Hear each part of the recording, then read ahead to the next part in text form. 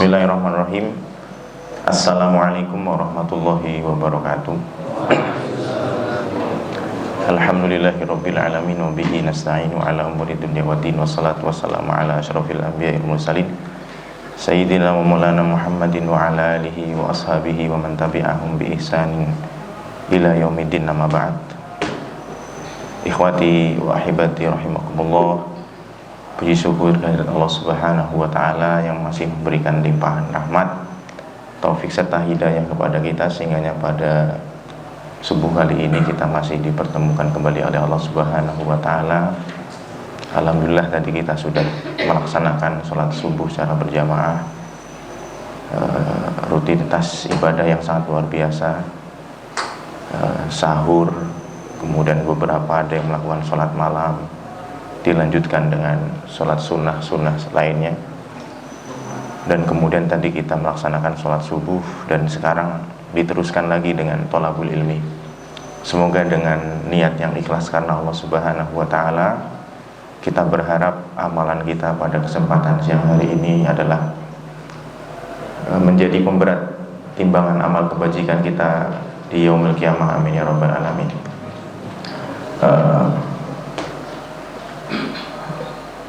Saudaraku yang dimuliakan Allah Subhanahu wa taala, pada kesempatan subuh kali ini kita akan meneruskan bacaan kita terkait dengan kitab At-Tibyan.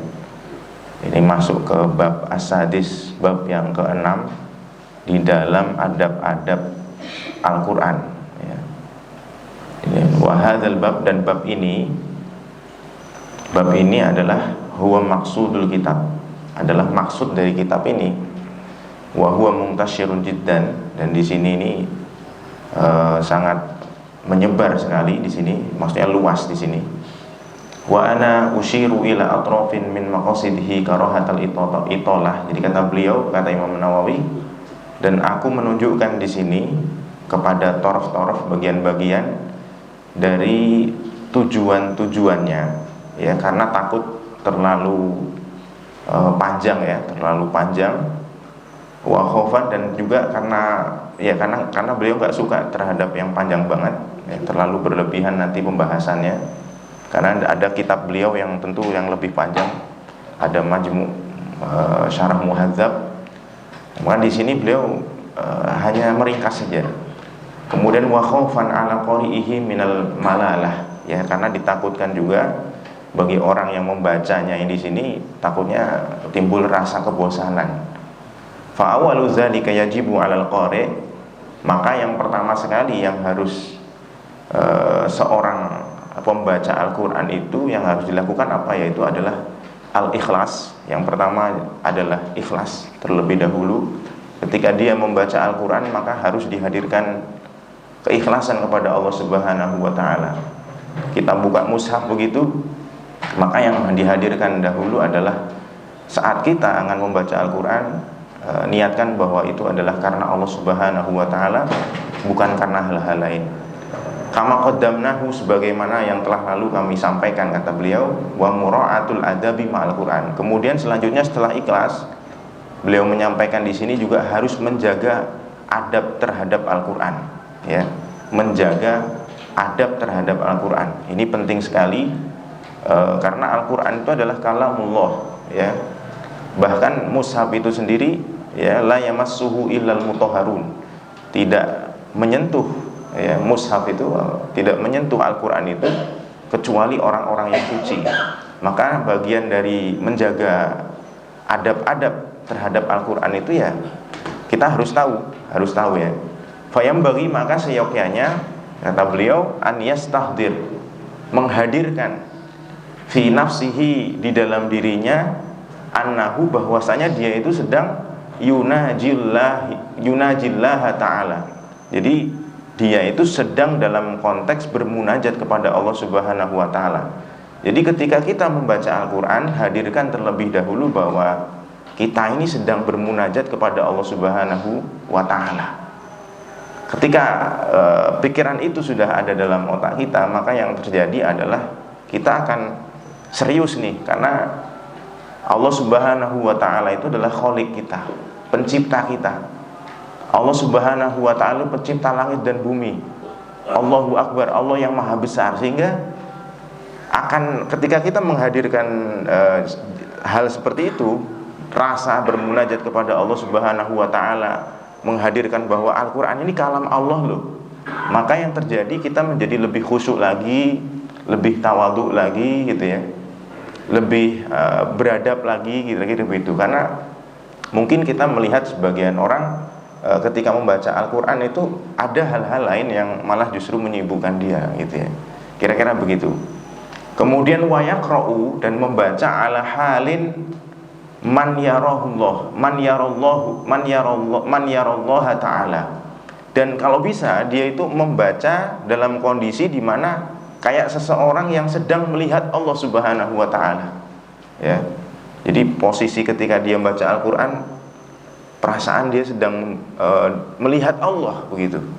Fa innahu lam yakun yarahu, maka sekiranya kalau dia itu tidak mampu untuk melihat Allah, tidak merasakan dalam pandangan kita Allah Subhanahu wa taala, fa innallaha ta'ala yarahu, maka sesungguhnya Allah Subhanahu wa taala itu melihat kita. Ya, jadi harus hadir dalam diri kita ketika membaca Al-Qur'an. Dia sama seperti kita kayak sholat ya, kira-kira begitu. Ada rasa khusyuk di situ. Ada rasa hadir hati kita, seolah-olah kita sedang bermunajat kepada Allah Subhanahu wa taala. Seolah-olah kita sedang melihat Allah Subhanahu wa taala. Seolah-olah kita sedang dilihat oleh Allah Subhanahu wa taala. Nah, maka di sini Bapak Ibu yang dimuliakan Allah Subhanahu wa taala, ini pentahqiq kitab ini mengomentari ya. Ini qalal tilawatul ghafilin. Jadi bacaan orang-orang yang lalai. Ini penting ya, yang dibaca yang ini penting sekali ya sebenarnya. Qalal Hasan, berkata Imam Al-Hasan, innakum ittakhadtum qira'atal Qur'an marahil. Sesungguhnya kamu menjadikan baca Al-Qur'an itu seperti tempat perjalanan, kira-kira gitu. Faja'altumul laila jamalan, dan kamu menjadikan malam itu seolah-olah seperti unta. Ya. Fa antum tarkabunahu, dan kamu itu menaiki unta.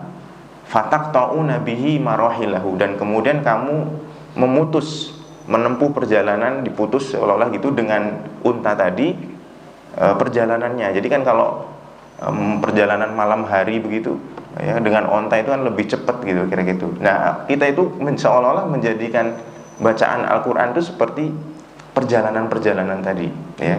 Dan sedangkan malam itu seperti unta. Kita kalau masih bisa membaca di malam hari itu ya supaya perjalanan kita itu lebih cepat, seolah-olah begitu. Wa inna man kana qablakum, dan sesungguhnya orang-orang sebelum kamu itu ra'auhu, melihat Al-Qur'an itu seperti rosa ila min rabbihim ya. Seolah-olah melihat Al-Qur'an itu seperti surat cinta dari Allah Subhanahu wa taala. Jadi orang-orang sebelum kita itu maksudnya adalah para sahabat Nabi Shallallahu alaihi wasallam, para salafun saleh. Mereka itu kalau melihat Al-Qur'an seolah-olah itu mereka sedang melihat surat dari Allah Subhanahu wa taala. Fakanu, dan mereka itu yatadabbaruna bil-lail. Mereka itu mentadaburinya di malam hari. Wayanfadzunaha binnah, dan kemudian wayunfidzunaha binnah, dan kemudian mereka itu melaksanakan apa-apa yang ada di dalam surat cinta itu tadi di siang harinya ya. Jadi mereka tunduk dan patuh melaksanakan apa yang sudah diperintahkan oleh Allah Subhanahu wa taala lewat suratnya Al-Qur'an. Ini kebiasaan para salafun saleh. Kemudian waqala Ibnu Mas'ud, dan berkata Ibnu Mas'ud ya, inna ahadakum, ya Ibnu Mas'ud sahabat Nabi SAW, sesungguhnya salah seorang kalian layaqra'ul Qur'an ya, layaqra'ul Qur'an, sungguh, ini hati-hati bacanya ya. Ini kalau liyapala gitu kan. Nah, ini kalau kita belajar bahasa Arab pentingnya di situ tahu ya. Layaqra'ul Qur'an. Ya, sesungguhnya seorang kalian itu sungguh. Nah, ini lamnya berarti lam taukid. Sungguh membaca Al-Qur'an min fatihatihi, dari awalnya ya, dari Fatihahnya, ila khotimihi, sampai kepada akhirnya. Mayuskit minhu harfan ya, tidak mayuskit minhu harfan. Jadi tidak ada yang gugur darinya satu huruf pun, ya. Akan tetapi seringkali waqat asqatul amal bihi, sering malah menggugurkan amalannya. Jadi orang itu baca sih full ya, tapi kadang-kadang untuk mengamalkan Al-Qur'annya yang susah. Nah ini digambarkan oleh Imam Ibnu Mas'ud seperti itu. Kita itu bisa baca dari awal sampai akhir Al-Quran, tapi yang susah itu adalah kemungkinan besar adalah kita bagaimana mengamalkan Al-Quran. Wa qala Anas, berkata Anas radhiyallahu anhu, rubatalin, berapa banyak orang yang membaca Al-Quran, lil Qur'ani, terhadap Al-Quran, wal Qur'anu yal'anu, dan Al-Quran itu posisinya, keadaannya melaknatnya. Nauzubillahi min dzalik. Berapa banyak orang baca Quran tapi malah kemudian Al-Quran itu justru melaknatnya, ya. Makanya kita selalu berdoa kepada Allah Subhanahu wa taala supaya Al-Quran itu menjadi hujah bagi kita, bukan hujah atas kita. Hujatan lana la hujatan alaina. Ya, kita berharap supaya Al-Quran itu betul-betul menjadi hujah buat kita, bukan malah justru melaknat kita. Nauzubillah. Nah ini kata Anas radhiyallahu anhu, beliau mengatakan gitu, rubbatalinil Quran wal Qur'anu yal'anu. Berapa banyak ya orang yang membaca Al-Quran tapi malah Quran itu melaknatnya. Ini tentu karena mungkin bisa jadi yang pertama adalah dia tidak memperhatikan adab-adab dalam membaca Al-Quran. Kemudian yang kedua bisa jadi karena tadi dia membaca Al-Quran tapi tidak mendalami isinya, sehingga hanya sekedar bacaan saja, dia tidak mengamalkan Al-Quran itu. Makanya di dalam surat Furqan kan, wa qala Rasul ya Rabbi inna qaumi ittakhadhu hadzal Qur'ana mahjura. Para ulama mengatakan hajar itu ada beberapa tingkatan. Yang pertama hajar tilawah, kemudian hajar faham, ya, menjauhi Al-Quran dari sisi tilawahnya, menjauhi Al-Quran dari sisi pemahamannya. Jadi cuma baca tok, nggak paham, itu juga takutnya kita terlaknat kan gitu toh. Karena yang dibaca bilang begini tapi kita nggak ngeh dengan apa yang Allah sindir kepada kita. Ya, kadang-kadang kita baca ngepasin sebenarnya itu nyindir kita, tapi kita nggak paham-paham juga gitu. Nauzubillahi min dzalik. Kemudian waqala Abu Sulaiman, dan berkata Imam Abu Sulaiman ad-Darani, az-Zabaniyatu, malaikat Zabaniyah itu, ya, asra'u, itu lebih cepat ila hamalatil Quran, lebih cepat kepada para pengusung Al-Quran, para penghafal Al-Quran, para pembaca Al-Quran, alladzina ya'sunallaha ta'ala minhum, yang para penghafal Quran atau pembaca Al-Quran ini yang mereka itu bermaksiat kepada Allah Subhanahu wa ta'ala di antara mereka, itu lebih cepat dari apa? Ila abadatil ausan, ketimbang orang-orang yang menyembah berhala. Ya, maksudnya apa yang tadi saya sampaikan, bahwa mungkin tadi dia baca Quran tapi dia tidak memperhatikan apa yang Allah sampaikan di dalam Al-Quran itu, sehingga ini seorang hamalatul Quran ini malah kemudian bermaksiat kepada Allah Subhanahu wa ta'ala, sehingga malaikat Zabaniyah itu nanti nyiksanya itu malah lebih cepat, lebih duluan ketimbang para penyembah berhala. Mungkin kalau penyembah berhala dia nggak pernah dapat pemahaman yang benar gitu lah, kira-kira begitu. Ya kita tahu lah, misalkan orang-orang Papua yang nggak pernah tahu Islam gitu, nyembah berhala dia. Ya kita sedangkan yang sudah tahu tapi tidak mengamalkannya, tidak pernah. Nah ini seolah-olah begitu. Jadi malaikat tuh lebih cepat siksaannya kepada orang yang menghafal Al-Quran justru, ya, karena dia tahu gitu bisa jadi tapi tidak mau melaksanakan apa yang ada di dalam Al-Quran. Ini kemudian qala Ibnu Romah, ya, berkata Imam Ibnu Romah di sini. Ini Imam pengarang ini menyebutkan begitu banyak nama-nama ulama ya di sini ya. Tapi kita sering tidak tahu, tidak kenal siapa ini. Ini kekurangan kita ya. Kita lebih tahu nama para pemain bola gitu ya, ketimbang nama-nama ulama. Ini memang kita hidup di dunia yang agak aneh itu. Nadimtu, aku menyesal ala istidharil Quran, atas hafalanku terhadap Al-Quran itu, ai hifzilahu ghaiban, Maksudnya adalah hafalanku terhadap Al-Quran itu goib secara goib, artinya di luar kepala. Li'annahu balagoni, karena sesungguhnya dia sampai kepadaku, anna ashabal Quran, bahwa sesungguhnya para ahli Quran itu yus'alun, ditanya. Mereka itu akan ditanya amma yus'alu anhul anbiya, sebagaimana para nabi itu ditanya pada hari kiamat, yaumal kiamat. Jadi ini seorang ulama itu malah nyesel dia menghafal, karena dia merasa bahwa saya malah kemudian dengar berita bahwa orang yang nanti penghafal Quran, para ashabul Quran itu nanti ditanya seperti ditanyanya para nabi. Berat ternyata resikonya gitu ya. Akhirnya dia nyesel gitu ya.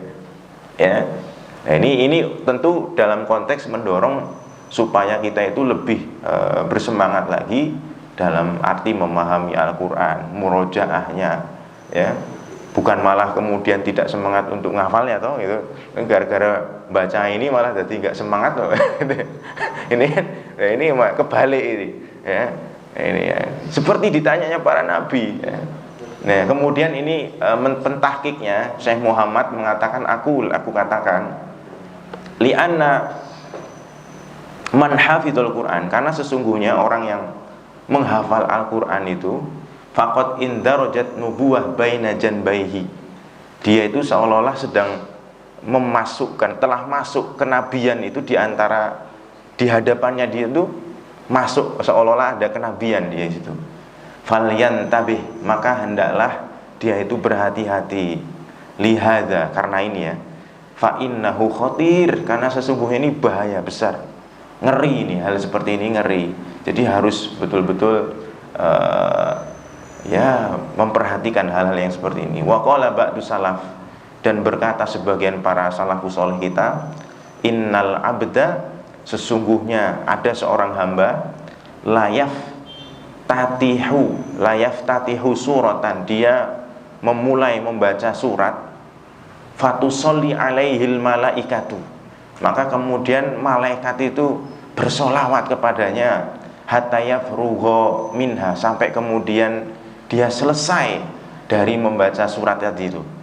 Tapi ada yang lain, wa innal abda, dan sungguh ada juga seorang hamba, layaf tatihu suratan, dia memulai membaca sebuah surat, fatal anuhu al malaikatu, tapi kemudian malaikat itu melaknat dia, hatta yafruhu minha, sampai kemudian selesai dari membaca surat itu. Jadi dua gambaran, ada yang didoakan malaikat, tapi di satu sisi ada juga yang kemudian dilaknat oleh malaikat. Faktornya apa? Bisa jadi yang pertama yang tadi kita sampaikan, dia kurang adab kepada Al-Quran itu sendiri. Di awal-awal kita mungkin dulu Ustaz Effendi yang pernah juga membacakan kitab ini kan suruh ikhlas, tapi kemudian kita baca Al-Quran dia tidak ikhlas, misalkan begitu. Kemudian kan dia akhirnya dilaknat, bukan dapat sholawat dari para malaikat, tapi kemudian dilaknat. Bisa jadi yang kedua adalah karena tidak menjaga adab-adab yang lain, ya, tidak menjaga adab-adab terhadap Al-Quran. Na'udzubillah min dzalik. Faqila lahu, maka kemudian dikatakan kepadanya, kok fakaifa dzalik? Gimana kok bisa begitu? Kok bisa ada yang dilaknat, ada yang didoakan, sama-sama baca surat, ya. Faqala idza ahalla halalaha wa harrama haramaha shallat alaihil malaikatu wa illa la'anathu. Nah, gitu kata beliau begitu. Ya, beliau menjawab apa? Kalau misalkan ada sesuatu yang halal gitu ya, dari Al-Quran menghalalkan sesuatu, maka dia menghalalkannya juga. Kalau Al-Quran mengharamkan sesuatu, dia juga mengharamkan. Artinya dia menjauhi perbuatan-perbuatan yang memang diharamkan oleh Al-Quran. Maka di sini sholat alaihil malaikatu, maka malaikat itu bersolawat kepadanya. Wa illa, akan tapi kalau enggak gitu, kalau misalkan Al-Quran bilang haram, kita ngomong halal. Dalam arti apa? Kita melakukan perbuatan yang sudah kita ketahui keharamannya, gitu kan? Maka di sini la'anathu, maka malaikat itu bakal melaknat kita. Ya, punya Al-Quran, tapi kemudian seolah-olah tidak ada fungsinya buat kita, ya naudzubillah. Kemudian waqala ba'dul ulama, berkata sebagian ulama, innal abda, sesungguhnya ada seorang hamba, layat selul Quran, ya, sungguh dia membaca Al-Quran, fayal anu nafsahu, dan kemudian dia melaknat dirinya sendiri, wa huwa la ya'lam, sedangkan dia itu tidak tahu, ya. Jadi dia membaca Quran tapi Al-Quran malah ngelanat dirinya dan dia malah tidak tahu. Yaqulu, ada yang mengatakan, ala laknatallahi ala dzalimin, ketahuilah laknat Allah itu atas orang-orang yang zalim, wa huwa zalimun nafsahu, dan dia itu zalim kepada dirinya sendiri. Ala laknatallahi alal kadzibin, ketahuilah laknat Allah itu atas orang-orang yang berdusta, wa huwa minhum, dan sedangkan ternyata orang ini termasuk dari golongan orang-orang yang zalim, termasuk juga orang yang mendustai Al-Quran. Na'udzubillah min dzalik. Ya, maka harus berhati-hati, kita membaca ya berusaha untuk mengerti maknanya, kemudian berusaha juga untuk mengamalkannya. Aqulu, ini panjang banget ini anunya, apa, hasyiahnya ini ya, catatan kakinya. La yufham, ya, tidak dipahami min hadithi hada, di dalam perkataanku ini, tasbit himamat talin ala kitabillah, seolah-olah nakut-nakutilah ya, nakut-nakuti semangatnya orang-orang yang membaca Al-Quran, bukan dalam rangka itu, ya. Muli'in, ya, orang yang senang, muli'in itu orang yang senang biqiraatil Quran, ini bukan dalam rangka untuk menakut-nakuti orang yang semangat baca Quran, orang yang senang Quran, bukan dalam rangka menakut-nakuti hal itu, bukan. Walakinni, akan tetapi aku, kata beliau, uridut ta'asi, aku dalam rangka untuk menghibur lah, ya, bi ahwali salaf soleh, ya, dengan bagaimana mereka itu keadaan para salafuna soleh dulu. Wa ta'assuf, ya, juga dalam rangka untuk ta'assuf juga, ya, supaya ada rasa sedih dalam diri kita.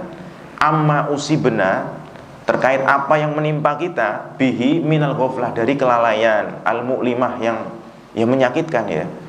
Ya, jadi kita ini supaya berhati-hatilah terhadap kelalaian kita sendiri, ya. Jangan sampai kita ikut serta dalam kelalaian itu.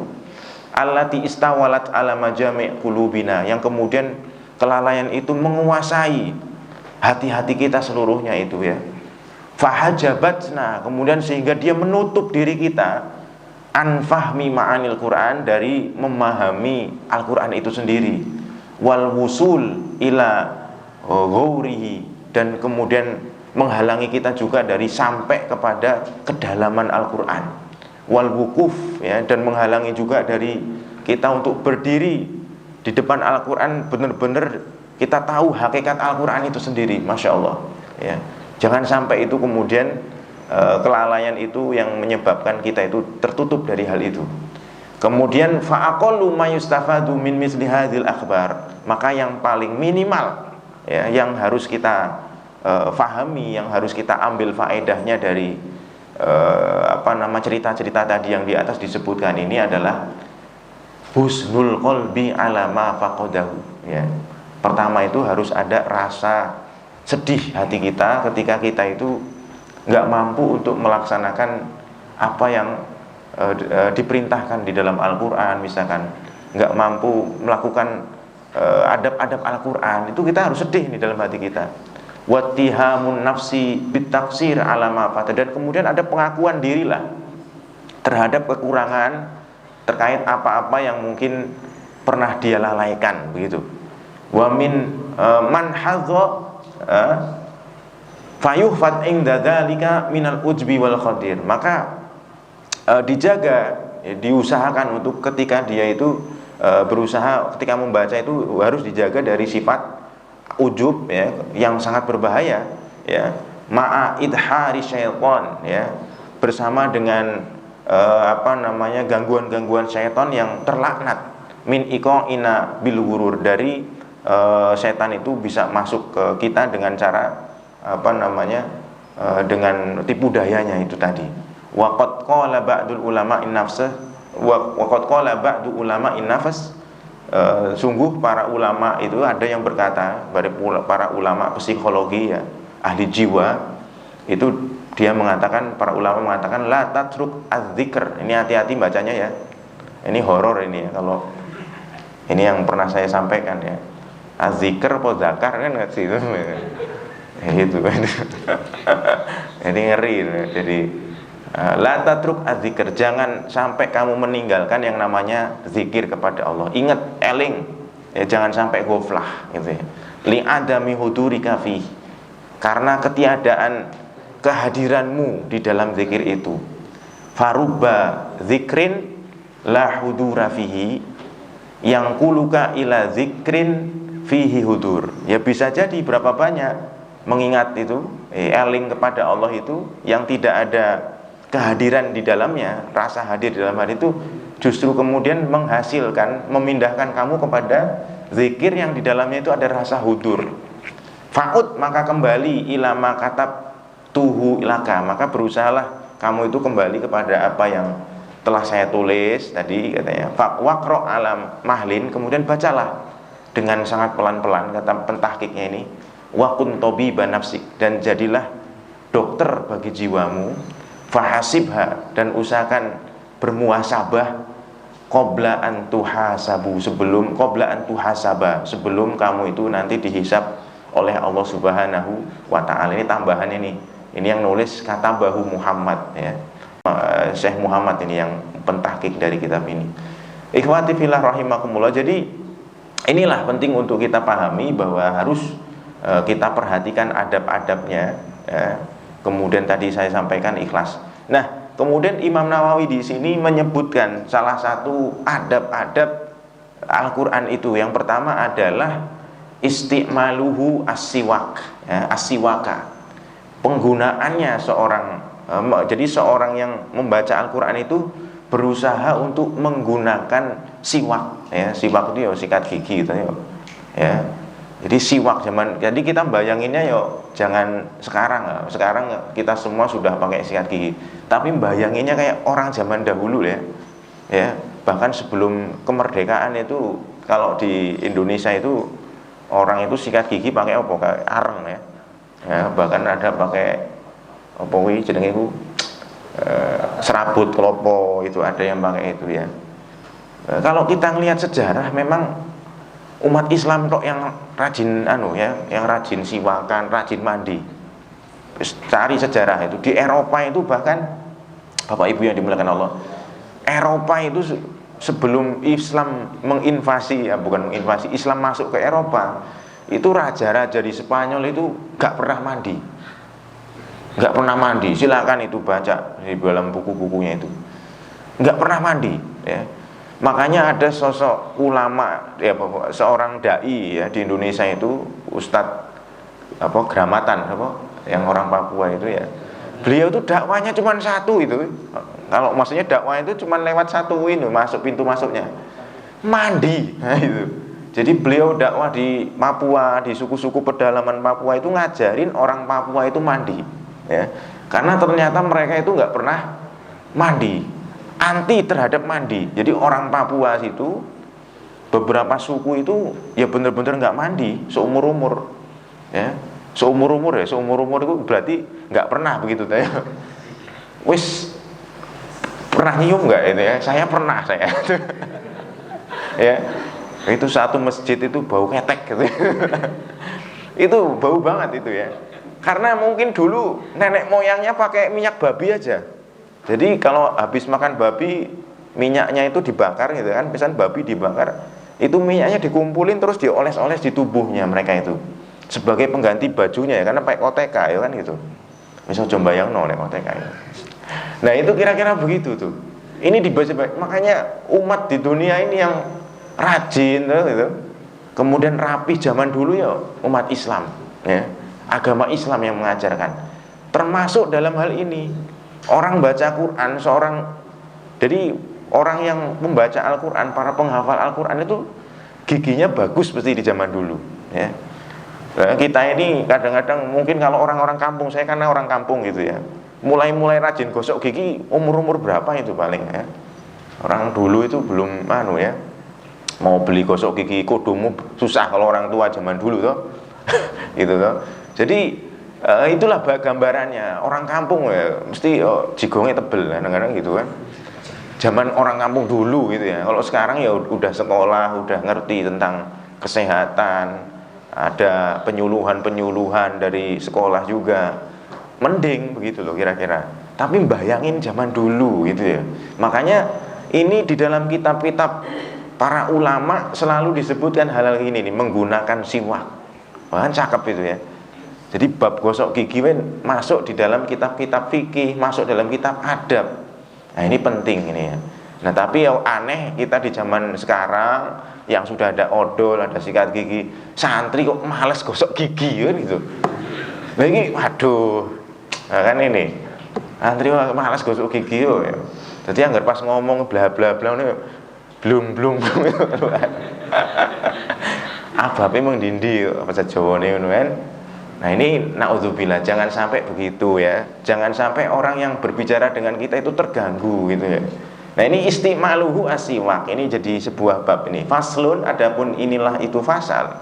Wayam bagi dan seyogyanya idza aroda, apabila pengin seorang ashabul Quran tadi, orang yang membaca Quran itu al-qiraata untuk membaca Al-Quran, pengin baca Quran, an yunadzifa, supaya dia itu membersihkan fahu, cangkemnya, mulutnya ya, bisiwaki, dengan siwak, wa ghairihi, dan selainnya ya, dengan siwak dan selainnya. Jadi kalau misalkan kok kamu ndak punya sikat gigi, nggak bisa beli misalkan karena mungkin santri susah gitu, nggak dapat kiriman, nggak bisa tuku sikat gigi toh, yuk karo kain loh bisa. Karena di sini nanti para ulama ngebolehin ya, artinya siwak itu boleh pakai apa aja. Yang zaman dulu aja pakai serabut kelapa toh, pakai apa lagi areng gitu toh, wis apa wae lah wis. Nah, yang penting di bulan puasa jangan pakai pisang gitu ya. Pakai pisang nggak kemakan nanti. Wal ikhtiyaru, dan yang dipilih kan, terpilih itu fisiwaki, di dalam siwak itu an yakuna bi'ud ya, supaya dia itu dengan ud, dengan rotan lah kira-kira gitu, min arok, dari kayu arok ya. Jadi yang paling bagus ya dengan ud kayu arok begitu, yang kita biasa beli itu ya, kayak kayu siwak. Siwak itu sebenarnya perbuatannya, bukan bendanya, tapi terjadi distorsi makna ya, memang sering kan begitu ya, kayak kita misalkan beli apa, misalkan beli Pepsodent padahal yang dibeli Ciptaden kan gitu.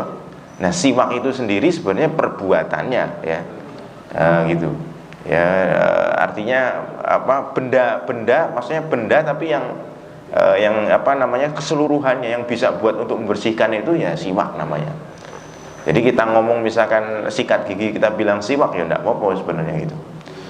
Waya juzu, dan boleh bisa iril idan, boleh dengan ini, idan itu jamak dari ud ya. Jadi boleh dengan semua kayu, bahkan begitu ya. Ya, boleh dengan semua kayu ya. Tapi kalau kayu kopi ya klotak-klotak ya. Boleh, artinya apa aja, maksudnya dengan kayu apa aja yang mungkin bisa buat bersihin gitu ya. Ini kalau misalkan kita anak-anak yang biasa naik gunung misalkan nggak bawa sikat gigi, ini ngalami kayak gini ya. Apa aja yang bisa dilatih, ada rotan, akar pun jadi kan gitu. Nah, bikul lima yunadzif, dan dengan apa-apa yang bisa untuk membersihkan itu ya. Kal khirqah ya, kal khirqah al khosinah, seperti kain yang kasar gitu ya. Ya kalau sekarang ya pakai tisu lah kira-kira gitu toh. Wal asnan, atau bisa juga ya dengan sikat gitu ya. Wa ghairi dzalik, dan selain itu ya. Artinya boleh dengan apa aja. Kok kira-kira cangkemnya kok mulai apa, kotor gitu ya, maka ya bersihin. Kemudian di sini wa fi husulihi bil usbu al khosina, dan di dalam apakah ngasil dengan apa namanya, dengan jari ya, dengan jari kasar itu, salah satu aujuhin, ada di sini itu ada 3 pendapat li ashabi Syafi'i, di kalangan madhab Syafi'i rahimahumullahu ta'ala, semoga Allah meridhoi mereka. Asyharuha, yang paling populer di situ ada annahu la yahsul. Jadi tidak bisa ya, dengan jari itu tidak bisa. Siwak itu nggak bisa kalau dengan jari. Ada yang masyhur pendapatnya begitu. Masalah gosok gigi dengan jari aja para ulama beda-beda pendapat ya. Ajib ya. Ya. Apalagi yang hal-hal yang kadang-kadang ini yang kayak gini aja beda-beda pendapat nih Pak. Jadi beda pendapat itu udah biasa. Jadi kalau ada Muhammadiyah imsaknya 8 menit dari sekarang, ya jangan kaget gitu ya. Karena Ramadan kita juga biasanya duluan kan itu Ibu ya. Jadi kalau sekarang Muhammadiyah ini azannya itu lebih telat Pak. Jadi kalau masjid-masjid Muhammadiyah ini sekarang 8 menit dari yang kita azan itu ya. Ya mending itu ya, makanya kalau menurut saya ya Al-Hidayah ngambil pertengahan aja gitu ya, imsaknya ngikutin depak gitu ya. Kalau azannya juga mungkin ngikutin depak, tapi sholatnya diakhirkan menjauh dari supaya tidak terjadi ya khuruj anil khilaf aja, keluar dari khilaf itu. Karena Muhammadiyah sekarang telat nih ya imsaknya itu ya. Kemarin saya bikin jadwal imsak itu salah, rujukannya Muhammadiyah loh kok. Hari pertama loh, oh iya ini imsaknya telat 8 menit begitu. Iya, sejam, walau sejam enggak Bu ya. Ini abu ini yang sejam ini. Enggak boleh Bu ya. Aduh abu. Nah, kemudian ada yang bilang atsani yahsul. Jadi bisa nih ya dengan dengan jari tadi. Kemudian atsalis yahsul illam yajid ghairaha. Jadi bisa kalau misalkan tidak mendapati selain dari jari tadi. Wala yahsul in wujud, tapi enggak selalu ya pendapat itu begitu ya. Pendapat ulama ini sering ada 3 gitu ya pendapat ulama ya. Jadi boleh, tidak boleh, ada yang bilang makruh kan gitu toh. Ini menarik ini kalau belajarnya ini. Kemudian di sini wayustaku dan wayastaku ya, istaka yastaku, dan kemudian dia di sini bersiwak ardon ya dari sisi-sisi mubtadian, dimulai dengan biljani bil aiman, diusahakan untuk bersiwak itu dari sisi-sisi sebelah kanan min famihi, dari mulutnya itu ya. Jadi masalah gosok gigi pun ono sunai Pak. Harus kalau bisa dari sebelah kanan ya. Gosok gigi sebelah kanan dulu ya. Yo gosok gigi itu kudu ono bismillah juga ya. Bahkan nanti ada doanya ini ya. Ini menarik para ulama kita itu. Kemudian wayanwi, dan berusaha untuk niat bihi, dengannya itu al-ityana bisunnah, berusaha niat dalam hati kita seolah-olah kita sedang mendatangkan sunnah ya, seolah-olah itu kita sedang berusaha untuk melaksanakan sunnah Nabi Shallallahu Alaihi Wasallam ya. Qala ba'dul ulama, berkata sebagian para ulama, yaqulu indal istiyaq ya, mereka itu mengucapkan tatkala mengucapkan tatkala bersiwak itu ada doanya ternyata ya. Menurut para ulama bacaannya gimana? Allahumma barik fihi ya arhamar rahimin. Oh gitu toh. Ya Allah berkahilah di dalamnya, maksudnya di mulut ini ya arhamar rahimin. Jadi nanti kalau pas gosok gigi, tapi jangan di kamar mandi ya. Mungkin kita ada rumah, ada wastafelnya gosok gigi toh. Nah ini kita baca doa Allahumma barik fihi ya arhamar rahimin. Doa ya. Ini doanya dari ulama. Ono hadisnya orang. Ini bid'ah juga jangan-jangan kan gitu. Tapi bid'ah hasanah kan gitu toh. Iya ya Bu ya. Jadi bid'ah hasanah, insyaallah bid'ah hasanah. Jadi mungkin tidak ada redaksi hadis secara spesifik gitu ya. Tapi tadi disampaikan bahwa ini sunnah para salafun soleh.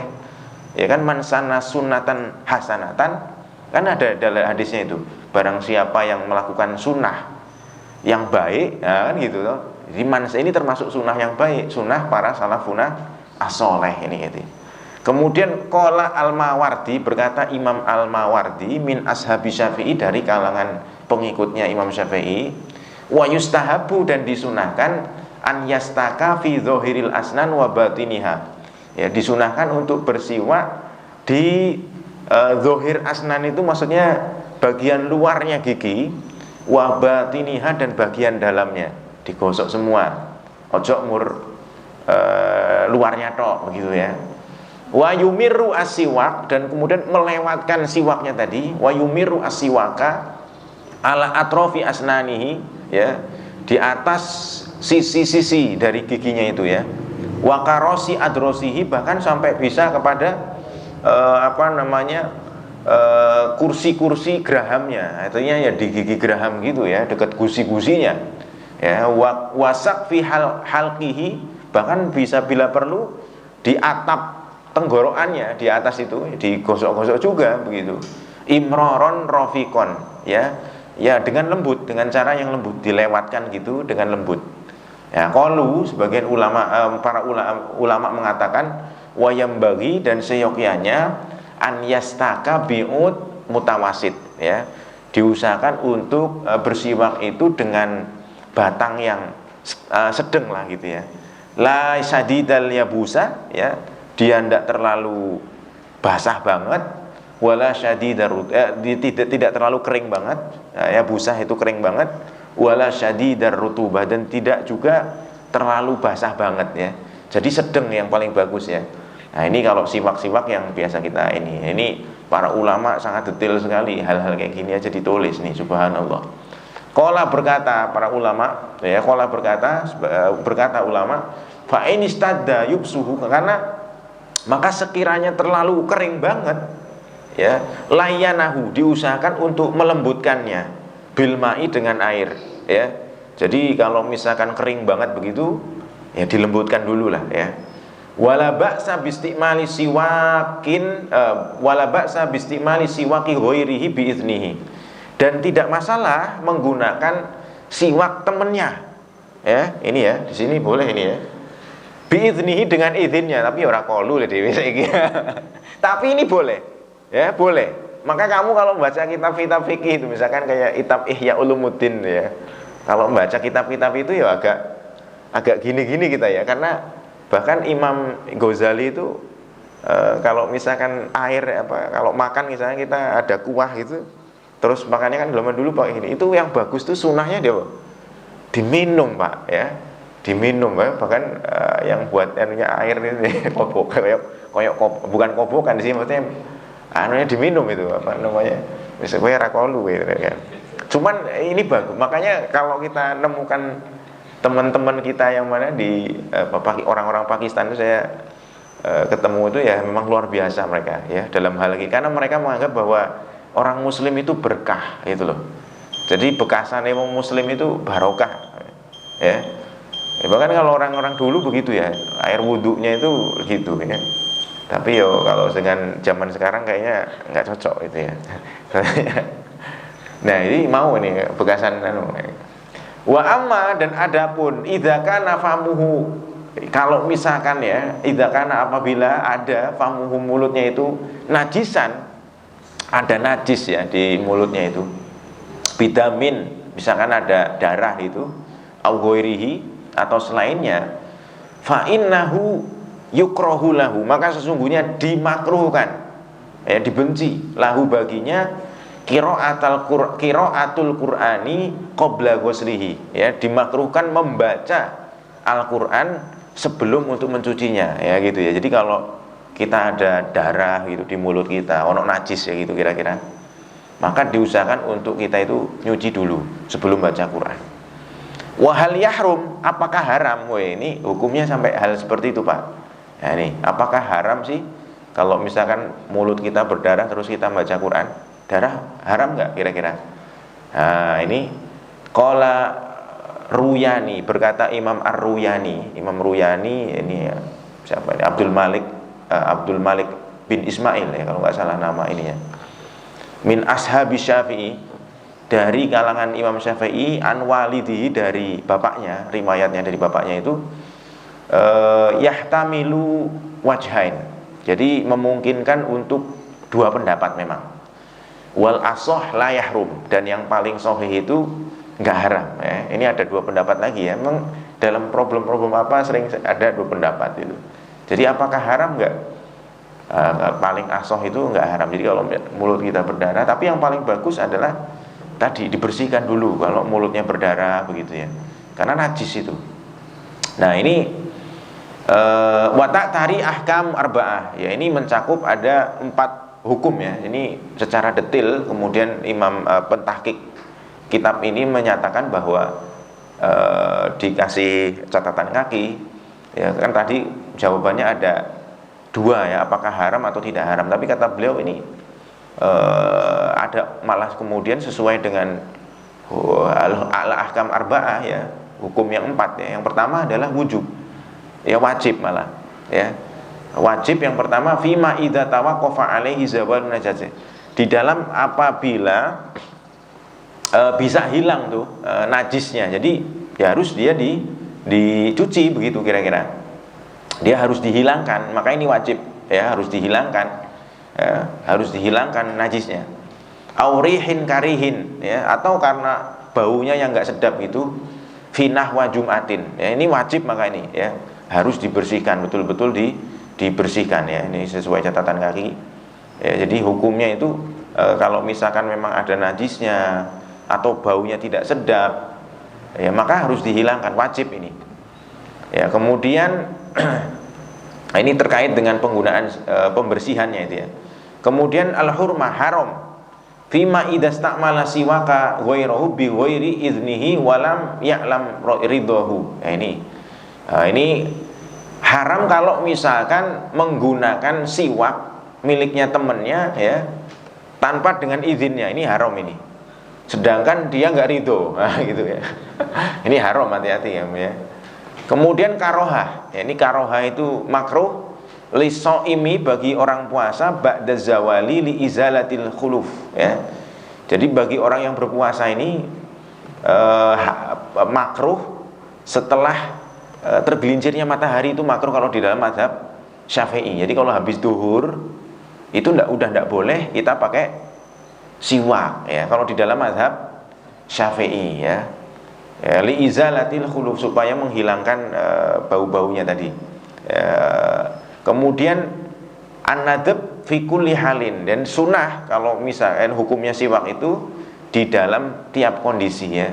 Jadi hukumnya bersiwak itu ada 4 ini ya. Dia bisa jadi wajib, bisa jadi haram, bisa jadi makruh, bisa jadi sunnah ya. Jadi yang makruh mana? Kita bersiwak tadi saya sampaikan, habis duhur sampai berbuka itu makruh kita bersiwak, itu dalam mazhab Syafi'i ya. Kalau di dalam mazhab Hambali enggak, Pak, boleh. Tapi kalau di dalam mazhab Syafi'i itu hukumnya itu makruh bersiwak setelah zuhur ya. Jadi bersiwak setelah zuhur itu enggak boleh. Tapi kan kalau di mazhab lain boleh gitu ya. Ya makanya ada ustadz dulu yang ini ya diprotes gara-gara bahas ini. Kemudian wayahsul bikuli khosin ya. Dan ini bisa dengan segala apapun yang bersifat keras gitu ya. Jadi bersiwak itu boleh dengan apapun yang bersifat keras gitu ya. Artinya tadi saya sampaikan dengan kain, kemudian dengan apapun ya. Yang penting dia bukan najis. Wa afdhaluhu, dan yang paling utama adalah al-araq ya, tentu yang kayu arok itu yang biasa kita beli. La bi usbu'ihi, bukan dengan jarinya, walau hasinatan, walaupun jarinya itu kasar misalkan. Khilafan lima ikhtarahu Nawawi, berbeda dengan apa yang dipilih oleh Imam Nawawi di dalam kitab Majmu' ya. Min anna usbu'ahu al-khasinata tujzi, bahwa jari itu cukup. Nah, ini pentahqiq kitabnya itu beliau berbeda pandangan dengan Imam Nawawi dalam konteks ini, karena Imam Nawawi memang memilih malah boleh begitu, cukup dengan jari yang kasar begitu. Tapi pengarang ini yang pentahqiq kitab ini dia enggak ngambil itu. Wa inna ma yuta'aqqadu siwak, dan hanyalah ya siwak itu ditekankan walau liman lam asnana lahu likuli wudu, walau sekiranya buat orang yang tidak memiliki gigi ya, likuli wuduin, setiap dia itu berwudu. Jadi kalau ada orang kok enggak punya gigi gitu ya, itu boleh bersiwak enggak? Nah, ini malah ya tetap juga. Bahkan ya tadi bersiwak itu kan ditekankan. Kalau bisa kita bahkan di dalam hadis Nabi, setiap indakuli wudu ya, setiap wudu kita disuruh bersiwak oleh Nabi ya. Nah, tapi ini ya, walau liman la asnana lahu, jadi walaupun tidak punya gigi tetap ya boleh untuk bersiwak. Walikuli sholatin, dan setiap sholat ya, fardhiha wa nafliha, baik sholatnya yang bersifat fardu maupun yang sunnah gitu. Wa in salama min kulli rakaatain, ya, kalau sekiranya ya dia mengucapkan salam dalam setiap 2 rakaat, ya. Jadi kalau ada sholat nafilah gitu, habis salam gitu siwak lagi, ya. Kalau di kampung saya itu klotak-klotak gitu ya kiainya itu ya. Tapi beliau melakukan sunnah ini, ya, melakukan sunnah ini setiap sholat sunnah, misalkan kayak taraweh, Allahu Akbar, salam, assalamualaikum warahmatullahi wabarakatuh, gitu kan gitu. Habis itu siwak. Allahu Akbar, gitu, siwak lagi, salam. Itu sesuai liqaulihi alaihi salatu wassalam, karena ada perkataan, ya, sabda Nabi sallallahu alaihi wasallam, rakaatani bisiwakin, ya, 2 rakaat dengan siwak itu afdol, lebih utama, min sab'ina rakaat bi ghairi siwak, daripada 70 rakaat tanpa dengan siwak. Oh, itu. Ini keutamaan ini, ya. Jadi kalau kita misalkan beli di condet tuh banyak siwak, terus ngimamin, ya kan, ada yang ngimam di sini, habis salam kemudian gitu, baris lagi siwakan, itu sunnah sesuai dengan hadis ini. Walaupun hadis ini ya mungkin bagi kita sebagian tidak mengenal lah apa rijalnya itu, rijal apa yang apa namanya perawinya ini, ya. Rawahu Ibnu Najjar wa Dailami wa rijaluhu muwaththaqun, ya. Jadi sikot ini berarti, ya. Jadi ini hadisnya bagus ini, ya. Ungzur kitab Fatawa lil Imam Nawawi, ya. Bisa kita lihat di dalam kitab fatwa miliknya Imam Nawawi, cetakan kelima, ya, ini di halaman 35 ini, wallahu alam, apa jilid kelima, cetakan jilid kelima halaman 35, itu bisa dicek itu di ini. Nah, ini dalilnya, rakaatani bisiwakin afdol min sab'ina rakaah bi ghairi siwak, ya. 2 rakaat yang dengan siwak itu lebih utama daripada 70 rakaat tanpa dengan siwak. Makanya ya boleh juga itu ditaruh di apa saku, terus kalau setiap sholat sunnah itu lotak ya, kalau jangan yang lotak ya, setengah itu lah, yang agak kering, kan tadi udah tahu yang mutawasid tadi, ya. Ya, kemudian saya kira cukup dulu sampai di sini, ya. Besok kita akan lanjutkan ngaji kitab lagi, ya. Ini sebenarnya ngaji kitab ini bagus, ya, kebiasaan di pondok pesantren yang lumayan lah, bisa baca kitab-kitab kuning dikit kan.